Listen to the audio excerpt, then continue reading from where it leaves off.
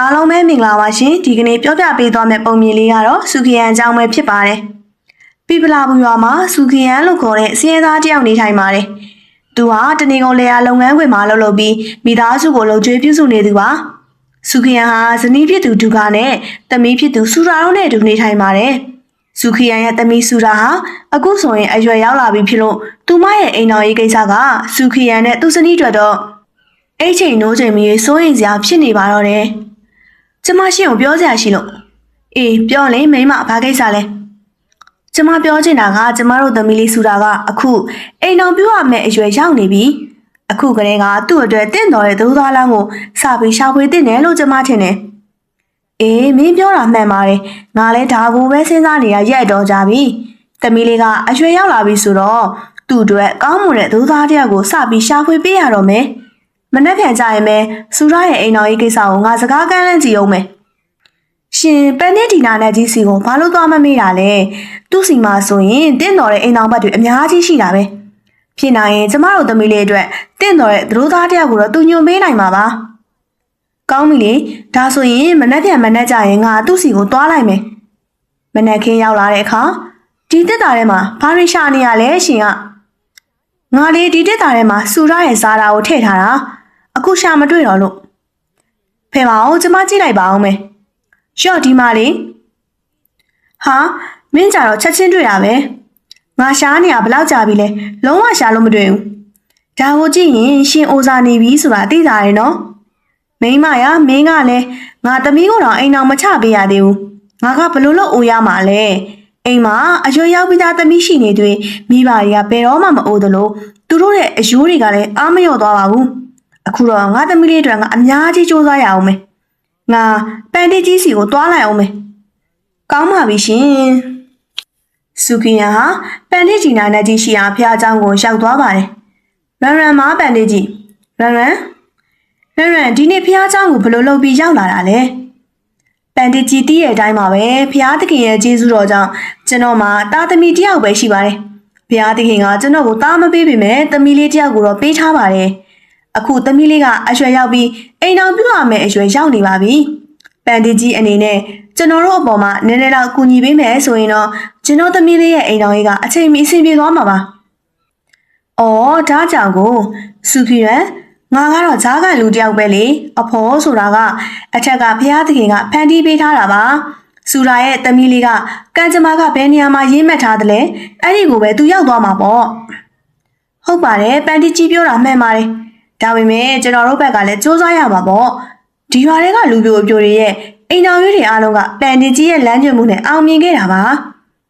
ပန်တီကြီးရဲ့အမြင်မှာတင့်တော်တဲ့သူသားရှိရင်တော့ကျွန်တော်တို့အပေါ်ကိုငဲ့ညာပေးပါအောင်ဗျာကဲဒါဆိုရင်ဇာရာကိုပေးကြည့်ရောပန်တီဒီနာနဲ့ကဇာရာကိုကြည့်ပြီးသူ့စီမှာရှိတဲ့စည်ရင်းတွေကိုကြည့်လိုက်ပါတယ်တကယ်တော့ငါစီမှာသူတို့သားလောင်းတချို့ရဲ့ဇာရာတွေရှိပါတယ်သူတို့လည်းသူတို့သားတွေအတွက်လှပပြီးရင်ကြီးတဲ့မိန်းကလေးတယောက်ရှာနေကြတာအခုကျွန်တော်သူတို့ကိုခမအိမ်ကိုပဲလမ်းညွှန်လိုက်မယ်ခမအခုစိတ်မပူနဲ့တော့ခမသမီးလေးမကြခင်လက်ထပ်ရတော့မှာပါဟုတ်ကဲ့ပါပန်တီကြီးကျေးဇူးအများကြီးတင်ပါတယ်ဗျာအမြဲတမ်းပျော်ရွှင်ပါစေအမြဲတမ်းပျော်ရွှင်ပါစေအမေရေအေးသမီးအမေအဖေကိုဘယ်မှမတွေ့ဘူးလို့သမီးနေ့ဖေဒီနေ့ပန်တီကြီးစီကိုသွားတယ်ဘာလို့လဲအမေနဲ့ဖေတခုခုရစ်ပူစောပဲလုံးမလို့လားအေးသမီးရေအဲ့ဒီလိုပဲသဘောထားလိုက်ပေါ့အမေကလည်းစကားတွေကိုလှည့်ပက်ပြောနေပြန်ပြီးတဲ့တဲ့ပဲပြောပါတော့နေဖေကပန်တီဒီနာနဲ့စီမှာနေရဲ့စားတာကိုယူသွားတာဒါနဲ့သမီးစားတာကိုဘာလို့လဲလက်ထပ်ဖို့အတွက်ပေါ့ဘာလို့လဲမေသမီးအခုချက်ချင်းလက်မထက်ချင်သေးဘူးသမီးအသက်ကဘယ်လောက်ရှိသေးလို့လဲသမီးဒါကလက်ထပ်ဖို့တင့်တော်တဲ့အရွယ်ပဲမဟုတ်ဘူးအမေသမီးအမေနဲ့ဖေကိုထားပြီးဘဲမှမသွားဘူးဒီကဘာမှာအမေတို့အတွက်သမီးကလွဲလို့ဘယ်သူရှိလို့လဲသမီးသာထွက်သွားရင်အမေတို့နှစ်ယောက်ကိုဘယ်သူကကြည့်ရှုဆောင်ရှောက်မှာလဲသမီးကိုလက်ထပ်ပေးဖို့ဆိုတာကမိဘသားရဲ့တာဝန်ပဲသမီးရဲ့အော်ရှင်းပြန်လာပြီလားအေးမိမရေပန်တီကြီးစီမှာတော့စူရရဲ့စာတာကိုပေးခဲ့ပြီအခုငါတို့သမီးလေးရဲ့ကံကြမ္မာကဘယ်မှာရေးထားလဲဆိုတာပဲကြည့်ကြတာပေါ့ရှင်းအနေငယ်ကြပြီးနောက် စုခွေရရဲ့အိမ်ကိုစူရာကိုကြည့်ဖို့အတွက်သူတို့သားဘက်ကလူတွေရောက်လာကြပါတယ်စုခွေရဒါကကျွန်တော်သားပါအရန်ကိုရေးချင်းရှိပါတယ်ကျွန်တော်တို့မှာမြေယာပိုင်ဆိုင်မှုတွေလည်းအပြည့်စုံရှိပါတယ်နွားတွေကျွဲတွေလည်းအကုန်ရှိပါတယ်ခမရသမီးကျွန်တော်တို့စီမှာပျော်ရွှင်ပါပါဟုတ်ကဲ့ဒါဆိုရင်ဒီအကြောင်းကိုအတီလို့သတ်မှတ်လိုက်ရမလား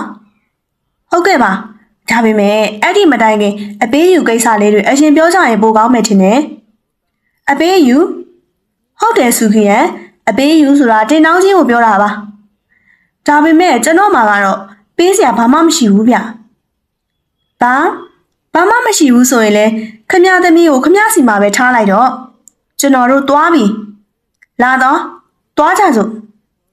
နေပါဦးကျွန်တော်စကားလေးကိုတော့နားထောင်ပါအောင်အဲ့ဒီလိုပြောပြီးသူတို့အဲ့ဒီနေရာကနေထွက်သွားကြပါတယ်ကျွန်တော်တို့စူရာရဲ့ကံကြမ္မာထဲမှာတိထက်ကောင်းတဲ့အိမ်တော်ပဲရှိနေလို့ဖြစ်မှာပါရှန်နှဲငယ်ကုန်လုံးပြီးနောက်စူရာကိုကြည့်ဖို့နောက်ထပ်သူတို့သားဘက်ကလူတွေရောက်လာပြန်ပါတယ်ဝါစူရာကတကယ်ကိုလှတာပဲကျမတို့စူရာကိုတိတ်သဘောကျသွားပြီရှင်လည်းတခုခုပြောပါအောင်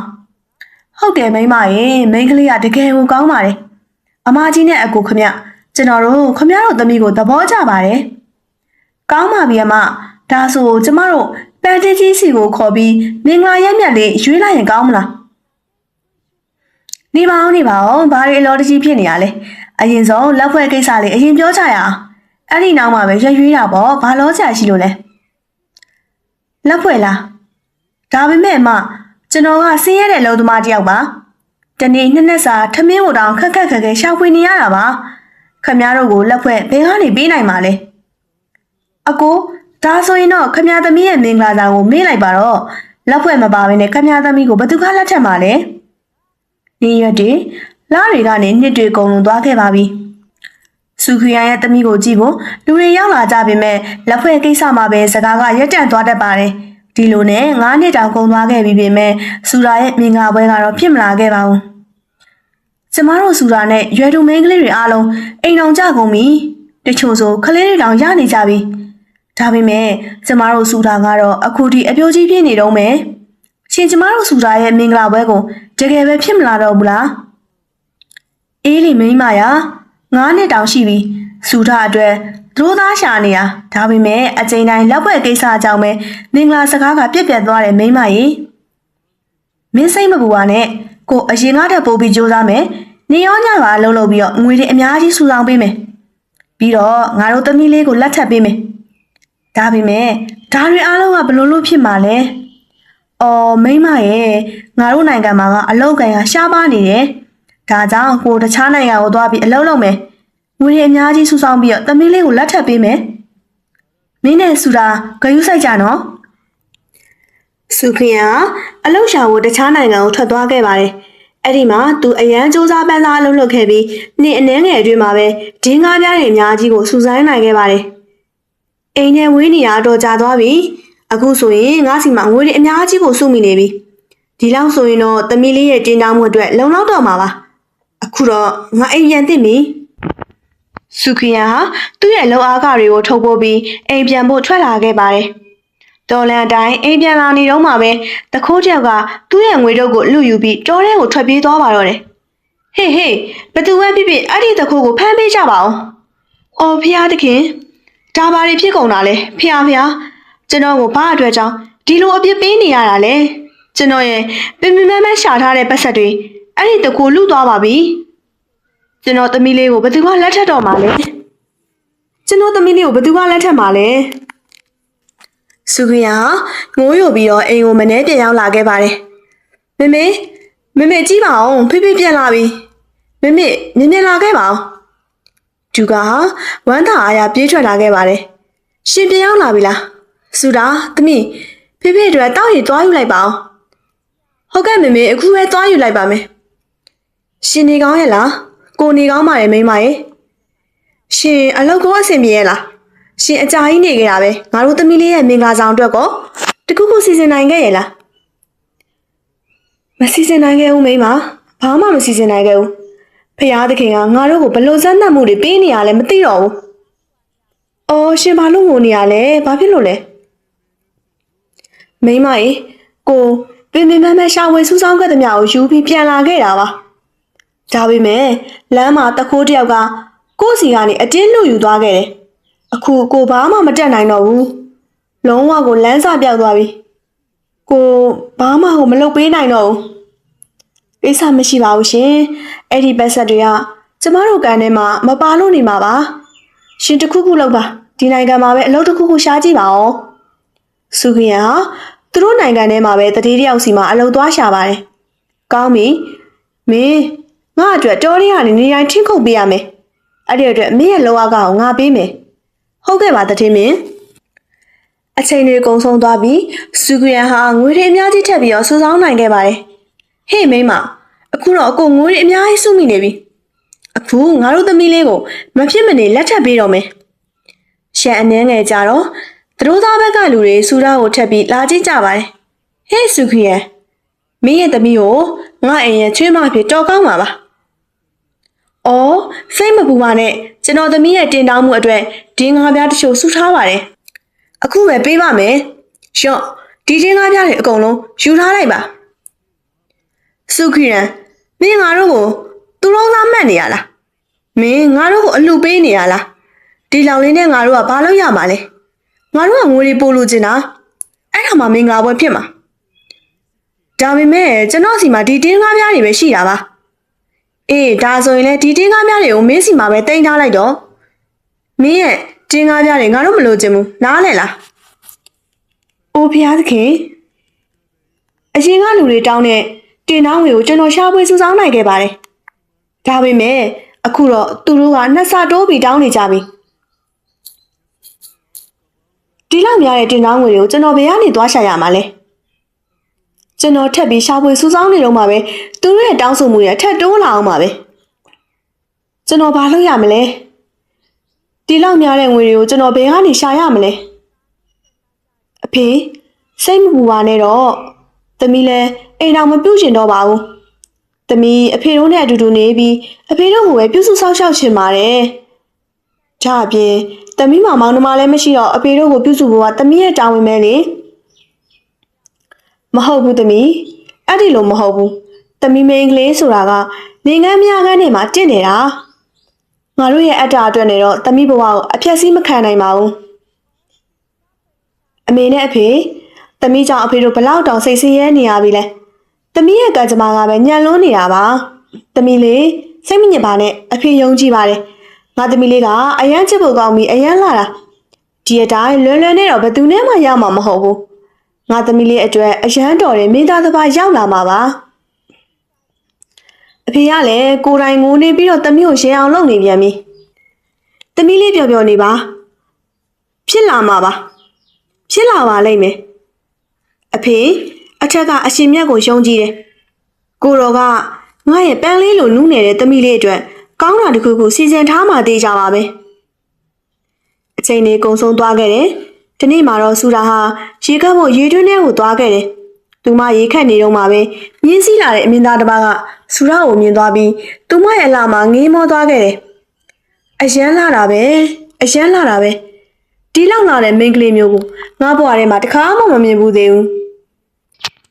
ရှင်ဘာတူလဲ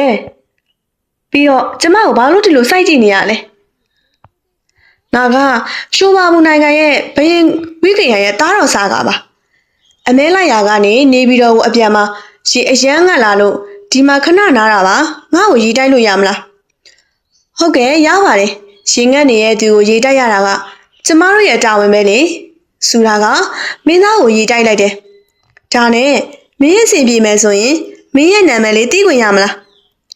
ဟုတ်ကဲ့ကျမနာမည်စူရာပါမင်းရဲ့အိမ်မှာရောဘယ်သူတွေရှိသေးလဲကျမရဲ့အဖေနဲ့အမေရှိပါတယ်မင်းကအခုဒီအိမ်တော်မပြုတ်ရသေးဘူးလားဟုတ်ကဲ့ကျမမပြုတ်ရသေးပါဘူးငါမင်းနဲ့တူမင်းတို့အိမ်ကိုလိုက်ခဲ့လို့ရမလားဟုတ်ကဲ့ရပါတယ်ရှင်စူရာကမင်းသားကိုခေါ်ပြီးအိမ်ကိုပြန်လာခဲ့ပါတယ်ဒါဘာလို့လဲကျွန်တော်တို့မသိပါဘူးကျွန်တော်ကရှိုးပါဘူးနိုင်ငံရဲ့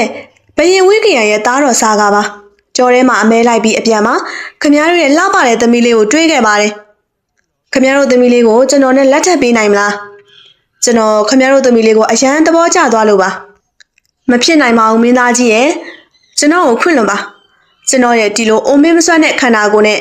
မင်းသားကြီးကိုပေးဖို့တင်တောင်းငွေတွေအများကြီးရှာဖွေနိုင်စမ်းမရှိတော့ပါဘူးတာမန်လူတွေအတွက်တင်တောင်းငွေစုဆောင်းဖို့တာကျွန်တော်မှနှစ်ပေါင်းများစွာကြာခဲ့ရတာအခုထိမပြည့်စုံသေးပါဘူးမင်းသားကြီးကတော့တကယ်မင်းစိုးရစာဆိုတော့တောင်းမဲ့တင်တောင်းငွေကကျွန်တော်တစ်သက်လုံးအလုံးလုံးရင်တော့စုဆောင်းနိုင်မှာမဟုတ်ပါဘူးခင်ဗျာခင်ဗျာဘာတွေပြောနေရလဲ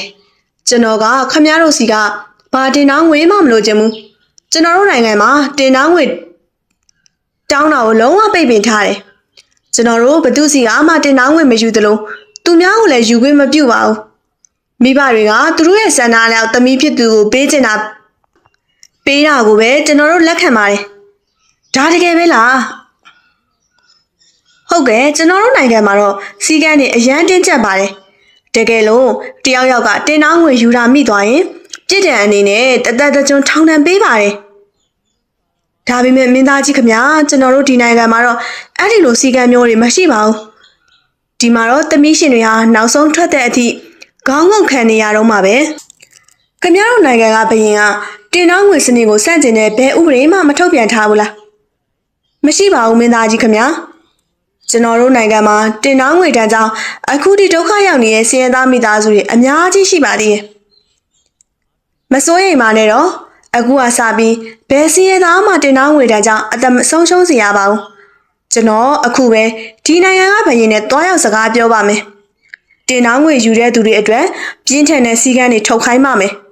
ပြီးမှပြန်လာပြီးခမရရဲ့သမီးနဲ့လက်ထပ်ပါမယ်မင်းသားဟာအဲ့ဒီနိုင်ငံရဲ့ဘယင်စီကိုတွားရောက်ခဲ့ပါတယ်မင်းကြီးကိုခါရပြပါတယ်အရှင်မင်းကြီးနှုတ်ခွန်းဆက်ပါတယ်မင်းကဘာတူလဲအရှင်မင်းကြီးကျွန်တော်က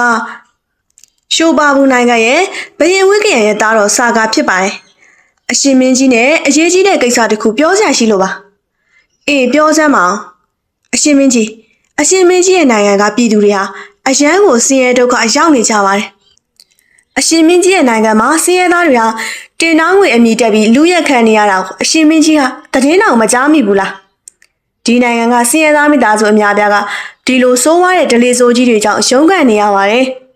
အရှင်မင်းကြီးဟာဒီနိုင်ငံရဲ့ဘုရင်တစ်ပါးဖြစ်တယ်လို့ပြည်သူတွေဘလောက်ပျော်ရွှင်နေလဲဘာအခက်အခဲတွေရှိနေလဲနိုင်ငံပျက်စီးကြောင်ဖြစ်စေမဲ့အပြုတ်မှုတွေရှိနေသလားဆိုတာကိုတော့ကြီးစုဆောက်ရှောက်တင်တာဘုရင်တစ်ပါးရဲ့တာဝန်ပဲမဟုတ်ဘူးလားငါနိုင်ငံမှာကဒါတွေအားလုံးဖြစ်ပျက်နေတာလားအန်ဩစရာပဲအရှင်မင်းကြီးကဘလို့ဘယင်မျိုးလဲကိုယ်နိုင်ငံအကြောင်းတော့ကိုမသိဘူးလားအရှင်မင်းကြီးရဲ့ပြည်သူတွေဘလောက်စိတ်ဆင်းရဲနေလဲအရှင်မင်းကြီးကတော့အေးအေးဆေးဆေးနေနိုင်နေတယ်နော်အရှင်မင်းကြီးမှာဒါကိုဖြေရှင်းဖို့နည်းလမ်းမရှိဘူးလားပြဿနာကိုသိမှပဲအဖြေရှာလို့ရမှာပေါ့မင်းသားငါနိုင်ငံမှာဒီလောက်ထိဖြစ်ပြနေအောင်ငါလုံးဝမသိပါဘူးဟုတ်ကဲ့အရှင်မင်းကြီးရဲ့နိုင်ငံကိုတင်တောင်းငွေဆိုတဲ့ယောဂါဆိုကိုဝါမျိုးဖြည့်ဆည်းနေပါပြီမင်းသားမင်းပြောပြမှာပဲငါမျက်စိပွင့်သွားတော့တယ်မဟုတ်ရင်ငါဘယ်တော့မှသိမှာမဟုတ်ဘူးမင်းသားပဲငါ့ကိုအကြံပေးပါဦးငါနိုင်ငံကိုဒီယောဂါဆိုကနေကာဝယ်ဖို့အခုငါဘာဆက်လုပ်တင်တယ်လဲအရှင်မင်းကြီးကျွန်တော်တို့နိုင်ငံရဲ့စီကံကတော့ဘယ်သူမှတင်တောင်းငွေမယူသလိုမပေးလဲမပေးရပါဘူးကို့အစီအစဉ်နဲ့ကိုပေးချင်ရင်တော့စေတနာအလျောက်ပေးနိုင်ပါတယ်လူတွေဟာပျော်ပျော်ရွှင်ရွှင်နဲ့ပဲလက်ထပ်ကြပါတယ်ဒါကတကယ်ကိုကောင်းတဲ့အချက်ပဲဟုတ်ကဲ့အရှင်မင်းကြီးဒါပေမဲ့အရှင်မင်းကြီးမသိတာကတော့အရှင်မင်းကြီးရဲ့နိုင်ငံကဆင်းရဲသားမိသားစုတွေကမိန်းကလေးဘယ်နှယောက်ဟာဒီတင်တောင်းငွေကြောင့်ကျိုးဆွဲချပြီးတည်ဆုံးကြပြီလဲမိဘဘယ်နှယောက်လောက်ဟာဒီတင်တောင်းငွေမိတောက်ထဲမှာကိုအဆုံးစီရင်သွားကြပြီလဲဆိုတာတော့အရှင်မင်းကြီးသိတင်ပါတယ်မိန်းကလေးဘယ်နှယောက်လောက်ဟာအခုထိလမ်းမထနိုင်မဲ့ဘဝကိုဖျက်ဆီးနေရလဲဆိုတာကိုရောသိပါသလားမင်းသားရဲ့စကားတွေကိုကြားရတဲ့အခါဘယင်ကြီးရဲ့မျက်ဝန်းမှာမျက်ရည်တွေဝဲလာပါတယ်အမတ်ကြီးအခုချက်ချင်းညီလာခံခေါ်ခဲ့စမ်းငါတို့ဒီနေ့ပဲဒီဒလေးဆိုကြီးကိုဆုံးသက်ကြမယ်ညီလာခံကိုခေါ်ယူကျင်းပခဲ့ပါတယ်ဒီနေ့ကစပြီးဒီနိုင်ငံမှာတယောက်ယောက်ကတင်တောင်းငွေတောင်းခဲ့ရင်သူ့ကိုတသက်တကျွန်းပြစ်ဒဏ်ပေးမယ်တကယ်လို့တယောက်ယောက်ကစေတနာအလျောက်တခုခုပေးခြင်းပေးနိုင်တယ်ဒါပေမဲ့တင်တောင်းငွေအမိတက်ပြီးစင်းရဲသားတွေကိုနှိပ်စက်မယ်ဆိုရင်တော့အပြင်းထန်ဆုံးပြစ်ဒဏ်ကိုချမှတ်မယ် ဘရင်ကြီးရဲ့စကားကိုကြားရတဲ့အခါမှာတနိုင်ငံလုံးမှာပျော်ရွှင်မှုလှိုင်းလုံးတွေလွှမ်းမိုးသွားပြီးတော့အားလုံးကအယမ်းကိုဝမ်းသာပီတိဖြစ်ရပါတယ်။တစ်ဖက်မှာလည်းမင်းသားလေးဟာသူ့ရဲ့တိုင်းပြည်ကိုပြန်ရောက်လာပြီးအကြောင်းစုံကိုသူခမဲတော်ကိုပြောပြပါတယ်။ခမဲတော်အဲ့ဒီမိန်းကလေးကိုတားတော့တကယ်သဘောကျပါတယ်။တားတော့သူမနဲ့လက်ထပ်ချင်ပါတယ်။ကောင်းပြီသားတော့မင်းသားလေးဟာစူရရဲ့အိမ်ကိုသွားပြီးသူမကိုလက်ထက်ကသူ့ရဲ့တိုင်းပြည်မှာမင်းသမီးလေးဖြစ်တင်မြောက်လိုက်ပါတယ်။စူရရဲ့မိဘတွေကိုလည်းသူ့ရဲ့တိုင်းပြည်ကိုတပါးတည်းခေါ်ဆောင်သွားပါတော့တယ်။ပုံမြင်လေးကတော့ဒီနေရာမှာပြီးဆုံးသွားပါပြီရှင်။ပုံမြင်ကောင်းလေးကိုနားထောင်ခြင်းနဲ့ဆိုရင်တော့ကျမတို့ရဲ့ YouTube Channel ကို Like and Subscribe လုပ်ထားဖို့မမေ့နဲ့နော်။